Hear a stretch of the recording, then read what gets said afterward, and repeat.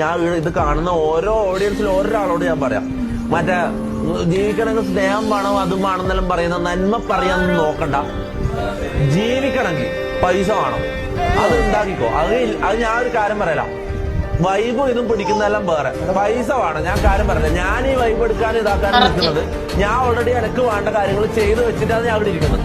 പൈസ ഇല്ലെങ്കിൽ ഏടി ഒരു റെസ്പെക്റ്റും ഉണ്ടാവില്ല, ഒരു ഇതും ഉണ്ടാവില്ല.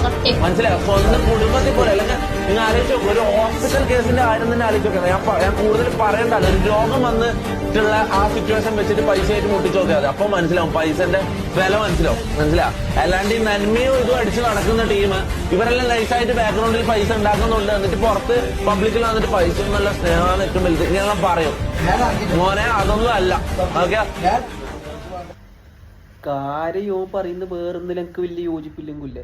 ഇപ്പൊ ചങ്ങായി പറഞ്ഞു 100% ഉള്ള സംഭവമാണ്. എന്ത് പറയുന്നത് അല്ലേ? അത്രയും